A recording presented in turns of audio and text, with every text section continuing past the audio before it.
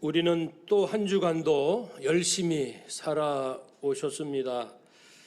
그러나 우리의 현실은 정말 어렵고 정신없는 시간들입니다. 늘 우리가 걱정하지만 지구 기후와 환경 면에서는 10년 안에 지구의 온도를 낮추어야 하는 결단이 필요하지요. 정치적으로는 대선을 앞두고 있습니다. 경제 면에서는 코로나로 대부분의 국민들이 힘들어하고 있습니다. 한반도 정세는 늘 불안하기 짝이 없습니다. 국민 각자 입장에서도 결코 쉽지 않는 시간들입니다. 그럼에도 불구하고 우리가 잊지 말아야 할 것은 예수 그리스도께서 지금 천국에 계시다는 사실입니다. 그리고 우리 주님은 약속하신 대로 반드시 이 땅에 다시 오신다. 그날이 언제일지 모르지만 결코 그리 멀지는 않다라는 깨어있는 신앙을 우리는 가져야 합니다. 우리 몸이 살고 있는 이 현실, 이것도 현실이지만 예수님께서 지금 계신 천국도 현실이잖아요. 두 가지 현실. 비신자들은 이 땅의 현실밖에는 몰라요. 그러나 성도인 우리들은 이 땅도 알고 천국도 압니다. 두 가지 다 실제, 현재 실제한다. 현실. 두 개 가지가 현실이지 않습니까? 우리는 이 두 가지 현실에 대한 균형을 이뤄야 합니다.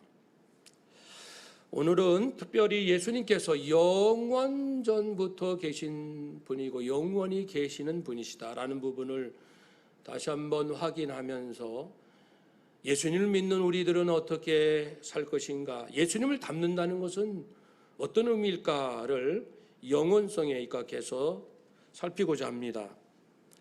찬송가는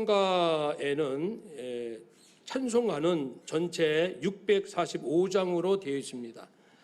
그 중에 그 가사들 살피면 다 살필 수는 없지만은 하나님, 예수님, 성령님이 들어가는, 다 같이는 아니라도 한 분 이름이라도 들어간 찬송가를 다 합치면은 521장입니다.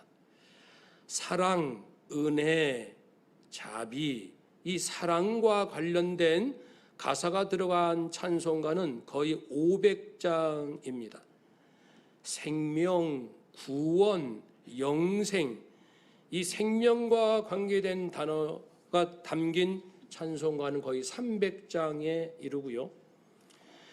하나님의 놀란 그 영광, 빛, 찬란함, 이 영광에 관계된 단어가 들어간 찬송가는 350장입니다. 그리고 하나님의 여러 가지 성품 중 사랑 다음으로 많이 들어가는 단어 영원하시다 146장에 담겨 있습니다. 그러므로 우리가 이 찬송가 가사로만 일단 이해를 한다면 우리 성도가 고백할 수 있는 가장 아름다운 신앙 고백, 아마 이런 고백이 될 겁니다. 한번 따라 합시다. 나는 예수 그리스도의 영원하신 사랑으로 구원을 얻었으니 주님께 영광을 돌립니다. 아멘. 우리는 이 고백을 하면서 사는 거예요. 직장에 출근합니다. 회사 문을 열고 들어갑니다. 사장님, 부장님, 우리 직장 동료 여러분, 마음속으로 나는 예수 그리스도의 영원하신 사랑으로 구원을 받은 자이고 그래서 주님께 영광 돌리기 위하여 오늘 출근하였습니다. 학생은 교실에 들어가서 공부하기 전에 마음속으로 선생님, 우리 친구들 내 말 좀 들어보세요. 나는 예수 그리스도의 영원하신 사랑으로 구원받은 사람입니다. 날 구원하신 주님을 영원토록 영광 돌리기 위하여 오늘 이 교실에 들어왔습니다. 그 마음으로 공부하고자 합니다. 가정생활, 사회생활 모든 일에 다 마찬가지입니다. 요즘은 대선 준비에 이제 열심히들 하는데 어느 쪽에 혹 선거 운동은 있다면은 이런 고백을 해야 돼요. 여러분 마음속으로 말이죠. 나는 예수 그리스도의 영원하신 사랑으로 구원을 받은 사람입니다. 그래서 나는 주님께 영광 돌리기 위하여 이 선거 운동을 합니다. 라고 고백할 수 있는 사람, 그 사람이 성도입니다. 그 고백을 할 수 있는 사람이 성도입니다. 그렇죠? 우리가 누구인지, 성도가 어떤 사람인지 우리가 늘 다시금 확인하고 또 확인하는 것이 필요합니다. 요한복음은 놀라운 책이에요. 마태, 마가, 누가 이 공관복음 함께 본다, 공관, 이 공관복음은 주로 복음서 시작을 내가 왜 이 글을 쓰는지, 어떤 과정에서 집필하는지라든지 예수님의 족보나 그리고 예수님의 공생의 초기 어떤 일을 하셨는가로 시작하는 것이 대부분인데 요한복음은 전혀 달라요. 그러니까 마태, 마가, 누가 복음을 쭉 읽다가 요한복음에 들어와서 펼쳐서 읽는데 1장 1절 태초에 말씀이 계시니라. 충격받는 거죠. 갑자기 이게 무슨 말씀일까? 전혀 예상치 못한, 잘 적응이 안 되는 말씀이 태초에 말씀이 계시니라. 얼마나 장엄하고 위대한 선언인지요. 구약 성경에서 욥기가 없으면 어쩔 뻔했나라고 할 정도로 이 복음서에서 요한복음이 없었더라면 야 큰일 날 뻔했네라고 할 만큼 중요한 요한복음. 태초에 말씀이 계십니다. 태초를 알려주는 거죠. 물론 창세기 1장 1절에서도 태초에 하나님께서 천지를 창조하시니라. 그 태초는 정말 우주 만물이 지음받은 그 시간, 그 시간적 개념의 처음, 그것을 의미합니다. 그때가 있다는 것을 말씀하고 있다면 요한복음에서는 그 모든 만물이 지어진 창세기의 태초, 그 이전의 태초가 있었다는 거죠. 사람들은 모든 만물의 시작점까지 생각하는 것도 벅찬데 만물이 있기도 전에 있었던 그 영역, 영혼이라는 것을 우리가 어떻게 이해할 수 있겠습니까? 헬라 철학자들은 이 아르케, 이 태초, 시작, 그런 개념, 이런 우주관을 갖고 있는데 그것은 이 정도입니다. 자연은 스스로 존재하면서 자연 안에 동물, 식물, 바다, 하늘, 새, 공기, 흙, 이 자연은 스스로 존재하면서 생겨나기도 하고 없어지기도 하고 이렇게 때에 되면 생성되고 소멸하는 것이다. 그 정도까지만 자연을 이해해요. 그렇지만은 성경에는 하나님은 영원하시다. 시편 90편 2절. 하나님은 스스로 계신 분이시다. 지음받은 분이 아니시다. 누구에 의해서 창조된 분이 아니시다. 라는 말씀과 함께 놀랍게도 예수 그리스도, 그분은 아브라함보다 먼저 있었다. 아브라함보다 2000년 후에 태어나신 예수님이 아브라함보다 나는 사실 먼저 있었거든. 그러니까 만약 어떤 사람이 이제 우리에게 오더니 나는 그 신라의 그 박혁거세보다 사실은 먼저 있었어요.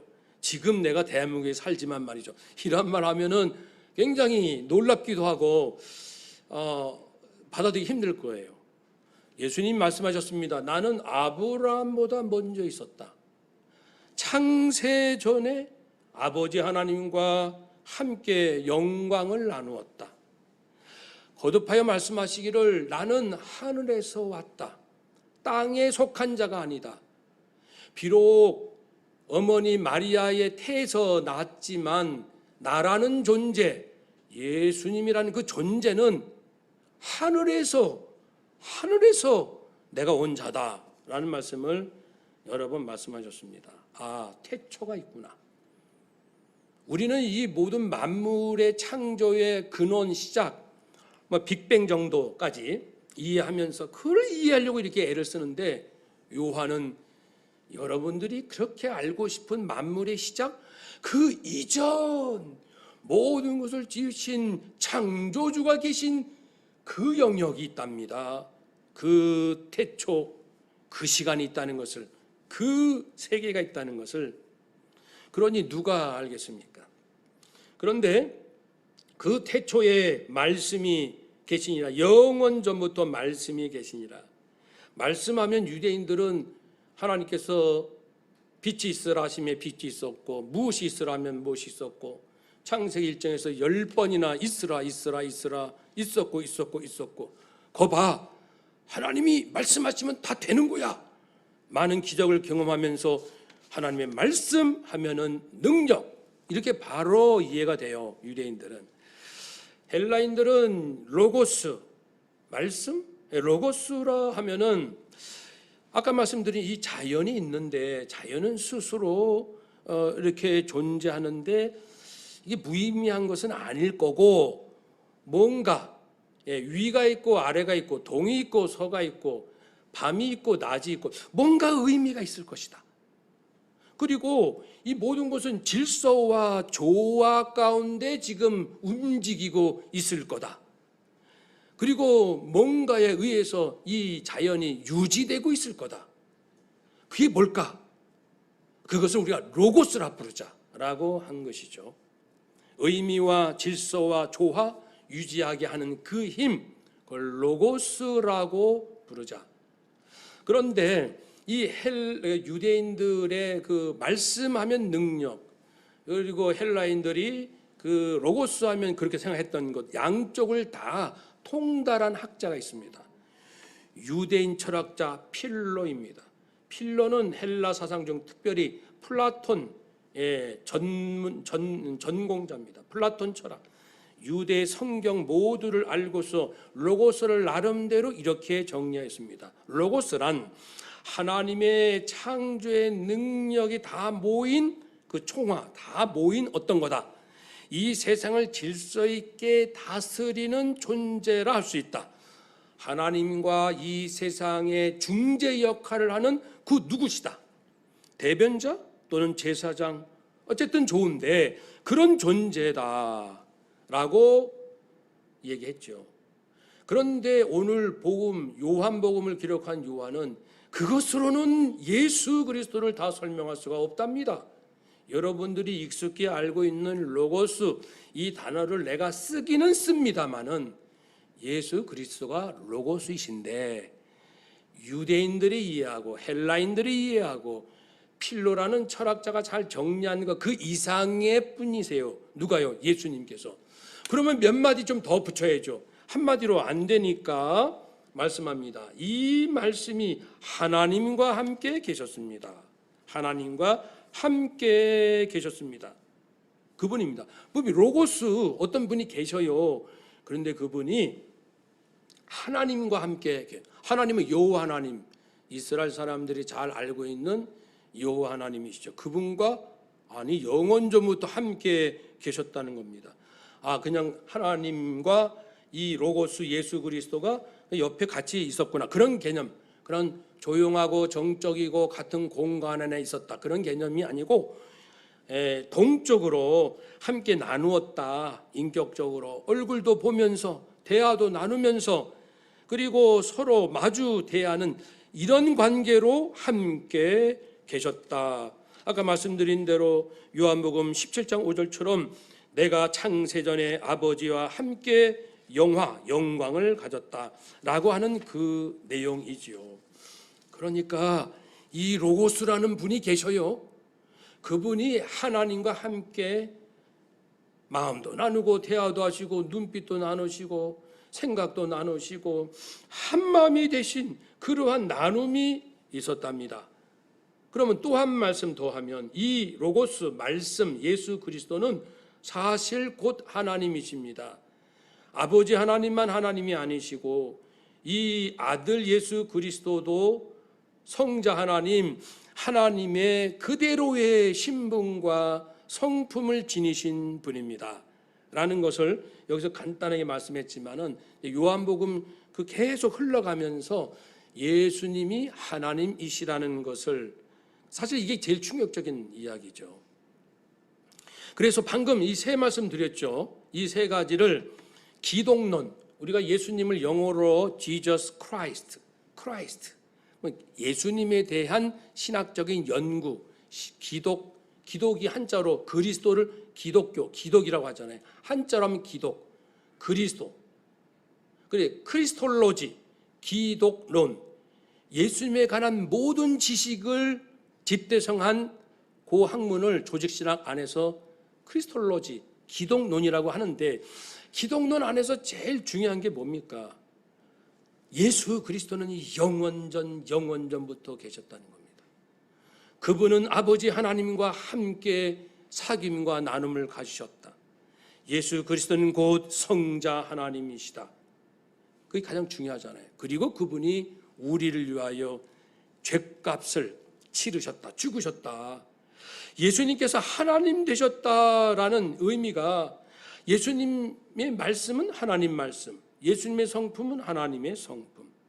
더 나아가서 예수님이 하나님이시라는 매우 중요한 의미는 뭐냐면, 하나님과 함께 계시고 아버지와 함께 계시고 당신 자신도 아들 하나님이신 그분, 죄도 없으시고 거룩하신 분, 전지전능하신 그분이 죄인들의 죄값을 대신 치르셨다. 그렇다면 다른 사람도 아니고 아들 하나님이 죄인들의 죄값을 치르셨다고 하는데,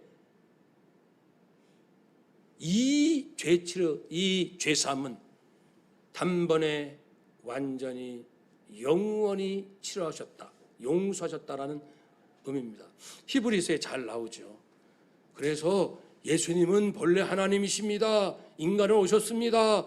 그분이 죽으신 것은 죄인들의 죄값을 능히 대신 치르실 만한 그러한 자격이 있고 효력이 있습니다.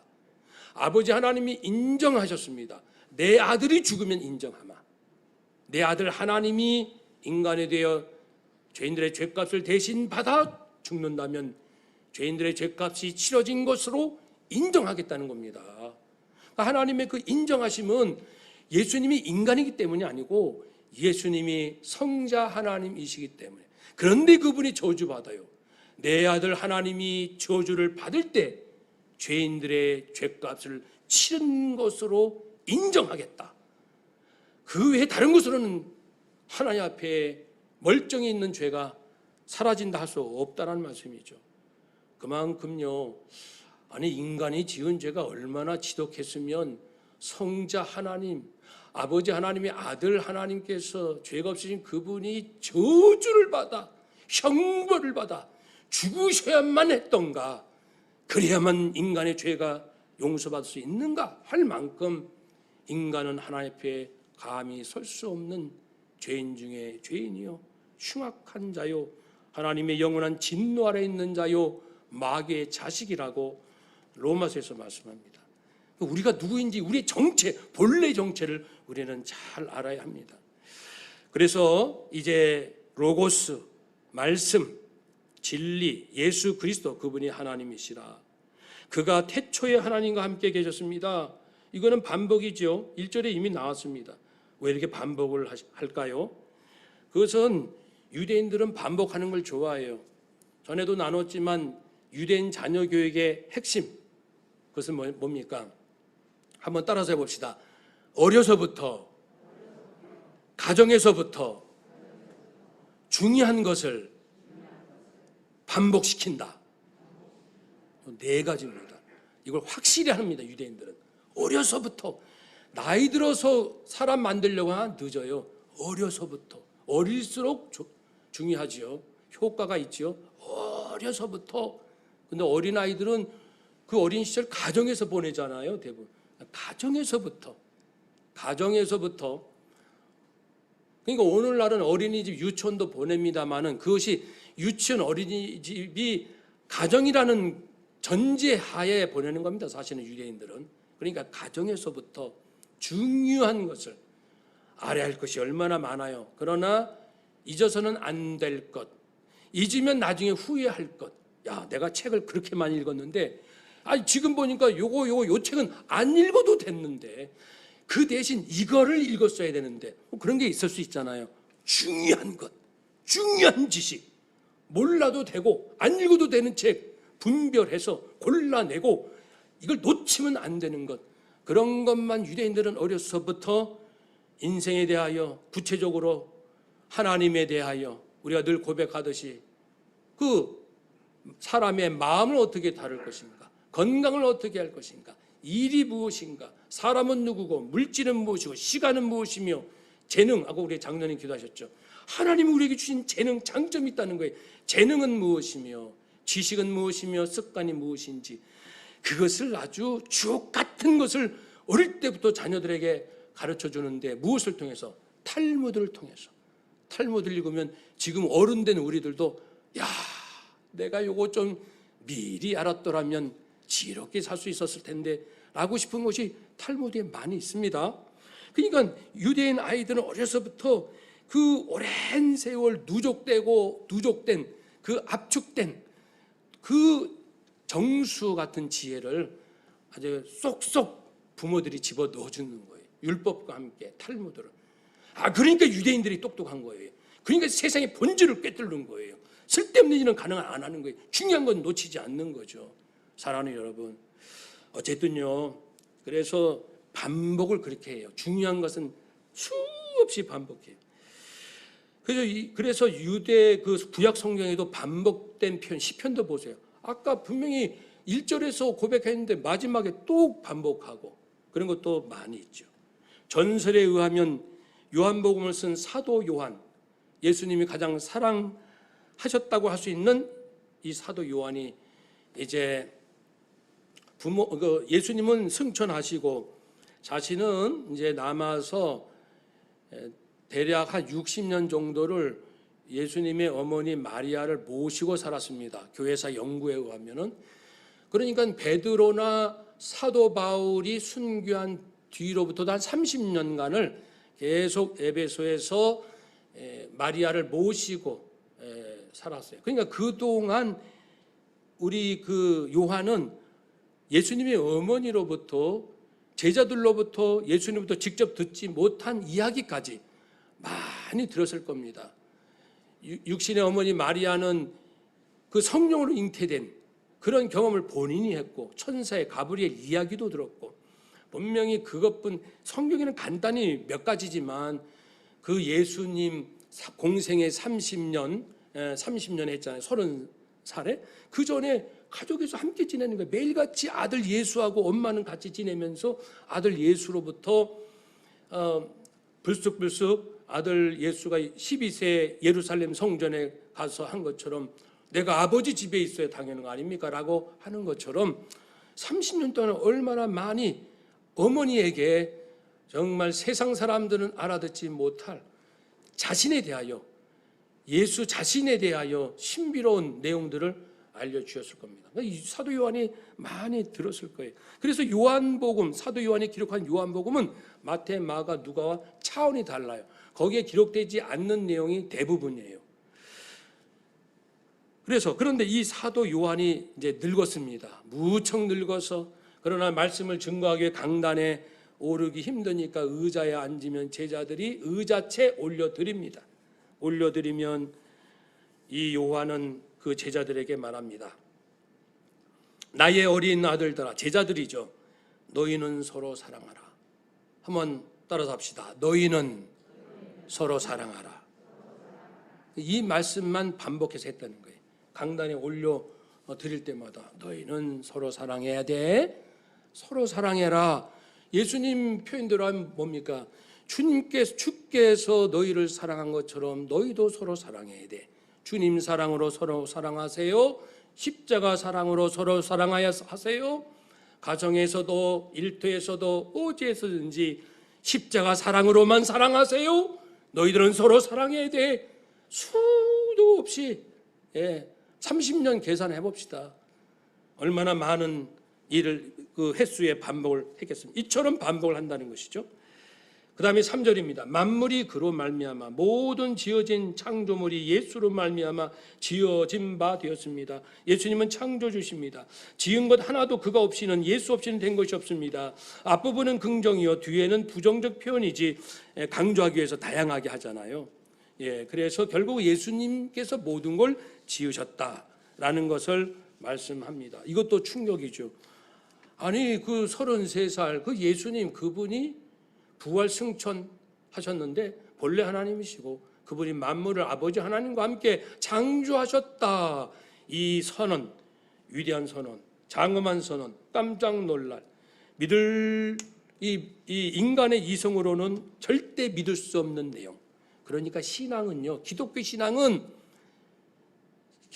신앙은 사람들이 연구하고 경험하고 그리고 그렇게 해서 얻어지는 결론이 아니고 성령에 의해서만 믿어집니다. 성령에 의해서만 하나님 믿을 수 있어요. 예수님 믿을 수 있습니다. 성령에 의해서만 천국과 부활과 재림과 영생을 확신할 수 있습니다. 오직 성령께서 믿음을 주실 때만이. 그렇기 때문에 내가 기독교인이 된다는 것을 근본적으로 새롭게 합시다. 솔직해집시다. 내가 만일 이건 안 믿어진다, 천국이 반신반의해요. 예수님이 다시 오신다 반신반의합니다. 그러면 그 부분에 대해서 진지하게, 정말 내가 구원받기 원한다면 진지하게 정직하게 눈물로 계속해서 기도해야 합니다. 하나님, 저는 반신반의합니다. 50%는 믿어지고요, 50%는 안 믿어집니다. 어떤 때는 믿어지고 어떤 때는 하나님이 안 계신 것 같습니다. 솔직하게 정말 사실이라면 믿어지게 하옵소서. 이것이 진실이라면, 이것이 진리라면 한번 따라합시다. 하나님, 이것이 진리라면 믿을 수 있는 믿음을 주시옵소서. 아멘. 믿음은 선물이라 했습니다. 연구에서 얻어지는 게 아닙니다. 눈물로 얻을 수 있어요. 진실함으로 얻을 수 있어요. 내가 하나님 앞에 죄인됨을 깨닫고 가슴을 찢으면 얻을 수 있습니다. 교만하면 얻지 못합니다. 세상의 지식으로 얻지 못합니다. 어떤 경험으로도 얻을 수가 없습니다. 오직 진실함, 내 마음을 찢고 눈물로 호소하고 이것이 진실하면 믿어지게 하시고 예수 그리스도의 영원히 계심이 사실하면 영원히 살아계신 예수님 만나게 하옵소서. 그래서 우리는요, 이렇게 요한복음 전체로 보면은 예수 그리스도는 하나님의 아들, 그리고 하나님 영원하신 분이시다라는 말씀을 하시고 부활하시고 지금 승천 천국에 계시고 다시 오실 것이고 이미 영원히 살아계시고 우리 또한 영원히 살 것을 계속해서 말씀을 하시지 않습니까? 그러면 궁금한 질문, 아니 그러면 내가 오늘 현실을 살아갈 때 요즘 뭐 직장 생활도 힘들고 뜻대로 안 되는 것도 많고 여기에 예수님이 영원히 살아계신다, 그게 나하고 무슨 상관이 있습니까? 라는 질문을 우리는 해야 됩니다. 성경의 모든 말씀, 어떤 말씀을 읽어도 하나님, 예수님, 성령님 이런 모습, 아니 그게 나하고 무슨 상관입니까? 오늘 내 현실의 이 고통과 무슨 관계가 있습니까? 물고 늘어져야 합니다. 반드시 진리는 깨달아집니다. 예수님께서요, 당신이 영원에서 오셨잖아요. 예수님 자신은 영원 전의 세계에서 오셨어요. 이 땅에 잠시 있다가 다시금 영원한 세계, 천국은요 이 땅에 이 물리적 시간이 흐르는 것이 아니에요. 천국은 지금 예수님이 계신 그 천국은 우리가 보는 지금 물리적 태양, 달, 별, 그리고 이 시간들, 과거, 현재, 이것하고는 전혀 상관이 없는 그런 곳이거든요. 천국. 예수님이 지금 그곳에 계십니다. 영원 전부터 오셔서 잠시 계시다 영원 세계로 계신 우리 예수님. 그럼 중요한 포인트는 뭐냐면 다 당신이 영원한 세계에서 오셨고 영원히 사는 자라고 당신 스스로 알고 말씀하셨는데 그런 눈으로 현실을 보라는 겁니다. 영혼의 관점으로 자식을 보고 직장을 보고 사람을 보고. 그래서 예수님은 사람들은 이걸 보지 못한 사람은 내가 유대인이다, 너는 이방인이냐, 이거 가지고 막 정말 피 터지게 막 싸우고 손가락질하고. 예수님 눈에는 아니 유대인이든 이방인이든 그대들은 모두 영생을 얻어야 할 자라는 것을 알지 못하느냐, 그런 마음이죠. 지금 유대인 이방인 이제 다 내려놓고 모든 민족 내려놓고 당신들 영원한 생명을 주려고 예수님이 오셨는데 그 생각은 안 하고 무슨 쓸데없이 민족 얘기합니까? 정치 얘기할 때 조심할 것. 예수님 제자 중에는요, 그 제자 중에는 로마 제국에 물리적으로 항거한 어떻게 보면 이제 극좌가 있었어요. 그 시몬이 그랬습니다. 그리고 또 로마 제국에 온전히 순응한 마태 세무 공무원이 있어요. 세금을 로마 제국에 갖다 바칩니다.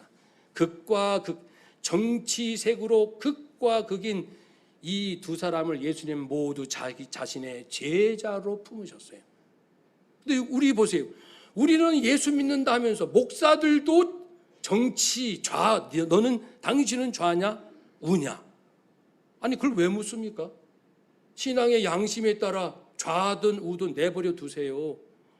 중요한 것은 뭡니까? 예수님 눈에는 네가 극좌든 극우든 상관없다. 나를 만나서 영생을 얻어야 한다. 인생은 잠깐이다. 반드시 심판이 있다. 중요한 것이 아까 말씀드렸죠. 중요한 게 뭔지를 알아야 된다. 영원한 생명을 얻는 것이다. 예수님은 비교적 가난한 가정에서 사셨지요.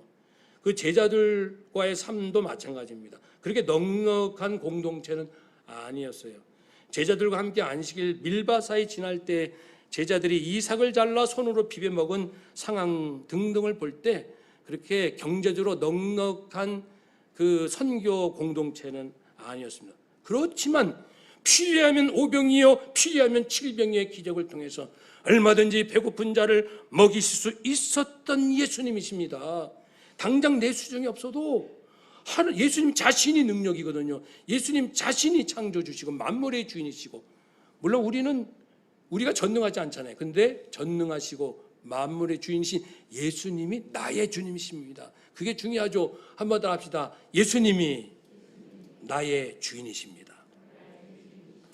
그러니까 바울도 넉넉하지 못했습니다. 경제적으로 좀 괜찮을 때도 있었지만 대부분은 넉넉지 못했어요. 그렇지만 우리 보고 근심한다고 말하지 마세요. 우리는 늘 영적으로 기쁜 게 있거든요. 가난하니 어쩌니 그런 얘기하지 마세요. 우리는 많은 사람을 부유하게 영원한 생명을 줄 수 있는 사람들입니다. 우리 보고 아무것도 없구나 그러지 마세요. 모든 것을 사실은 가진 자입니다. 그렇게 고백할 수 있었습니다. 예수님은 이지 목사라고, 이것도 반복해서 중요하니까요. 우리가 살다가 보면은 이리 같은 사람도 만나요. 예수님 이야기입니다. 나를 해치려는 이리, 그리고 나하고 그런 해치는 관계는 아니지만 삶이 지치고 힘든 분을 만날 수가 있어요. 내게 뭔가 간절한 진리를 목마르게 찾는 분도 만날 수 있습니다. 적극적으로 나에게 막 협력해주고 서포트, 지지해주고 나를 격려해주는 분도 만날 수 있어요. 예수님은 누구를 만나든 그 대상에 적절한 주님의 공의와 사랑과 지혜로 잘 대하셨지요. 왜 그래요? 예수님에게는 영원한 세계를 알고 계신데, 좀 나를 해치는 사람이 있어도 당신도 잠깐이고 나도 잠깐이다. 나 십자가에 죽으면 3일 후에 부활한다고. 당신 인생은 잠깐이요. 나를 해치는 것 좋아요. 마음대로 하세요. 마음대로. 당신은 영원한 생명을 얻었습니까? 당신은 영원한 생명을 얻어야 합니다. 죽음 위에 심판이 기다리고 있습니다. 예수님은 그런 마음으로 어떤 사람을 만나도 가장 중요한 것이 당신은 영원한 생명을 얻었느냐, 얻으시오, 지키시오, 그런 마음, 불같은 마음으로 살아가시니까 세상에서는 아유 저 사람은 비주류야. 여긴 주류네. 여기 파워가 있어. 좀 힘이 세. 여기는 좀 변변치 못한 사람들이.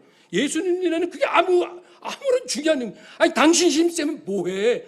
로마 황제 악하게 기독교를 비판 10대 황제들 지금 지옥에 가 있지 어디가 있습니까? 예수님 눈에는 게 보이는데 영원한 세계가 보이고 천국이 있고 지옥이 있는 예수님이 주인이시고 모든 것을 아시는 예수님 눈에 황제가 어떻고 총독이 어떻고 헤로당이 어떻고 아무것도 아닌 거잖아요. 근데 사람 눈에는 저 사람이 총독이야, 저 사람이 왕이야, 저 사람은 황제야 벌벌 떨기도 하고 예수님은 주류 비주류 따르지 말라는 영생을 얻었느냐 직업이 무엇이냐 개의치 않으세요. 악을 행하는 것만 아니라면 자기 재능, 자기 잘할 수 있는 장점 마음껏 그렇죠. 여기에 그냥 올인해서 한번 열정을 쏟으면 뭔가 작품이 나오는 재밌게 살 수 있잖아요. 그렇지만 어떤 직업도 좋은데 당신이 영원한 생명을 얻었느냐. 예수님은 그 눈을 보시죠. 어느 지역에 사느냐. 갈릴리, 사마리아, 손가락질 받는 사마리아, 자부심 넘치는 유대, 정통성 어쩌고 하는 유대. 예수님 눈에는 아무것도 아니에요. 이 지역이든 저 지역이든. 왜 이렇게 살 수 있었을까요? 예수님은 왜 모든 사람을 초월하여 품을 수 있으셨을까요? 왜 한결같은 마음으로 자기 육신의 어머니 대하나 자기 이모 이제 왜냐하면 사도 요한이 이모 아들이니까 조카거든요. 조카를 대하거나 아니지 사촌 형제지간이 그리고 육신의 형제를 대하거나 제자들을 대하거나 어떤 사람을 대하든 예수님은 이미 마음이 뭔가가 있어 이 안에 사람에 따라 변덕 부리는 마음이 아니라 누구를 만날지라도 어떤 환경을 대할지라도 변치 않는 뭐가 있다고 예수님 안에 묵직하게 이것이 무엇인가 영원에서 오셨어요. 예수님은 영원한 세계에서 오셨고 영원을 아시고 지금 천국에 계시고 지금 애타게 이 세계에 눈을 뜨지 못한 인생들에게 위해서 그들 위해서 지금도 기도하고 계십니다. 우리 코로나의 그 양성에 걸릴 수도 있죠. 기저질환은 그렇게 해서 죽을 수도 있고요. 이 코로나로 자영업자 몇 억 빚진 분도 계시고 오히려 좀 번 분도 계시고 이런 분도 있고 저런 분도 있고 예수님께서 그 상황 보시면 어떻게 보실까요? 우리는 큰일 났다. 좀 괜찮네. 난리 났다. 어떡하지? 그런데 예수님은 동일하게 질문하십니다. 이 시간, 이 시대의 우리들에게 너는 영원한 생명을 얻었느냐? 영원한 생명을 얻어야 한다. 인생은 잠깐이다. 죽음 위에는 심판이 있다. 내가 다시 심판하러 다시 올 것이다. 이렇게 말씀하시지 않겠습니까? 이것만 분명하면 예수님처럼 살 수 있다니까요. 우리도 그렇게 그런 마음, 그런 영성, 그러한 천국의 넉넉함과 자유함과 풍요로움과 이 세상에 어떤 말로도 다 붙일 수 있는 그 놀라운 인생 우리에게 선물로 주셨으니 선물을 부디 누리며 사시는 저와 여러분 되시기를 주의 이름으로 축복합니다. 아멘. 기도하겠습니다.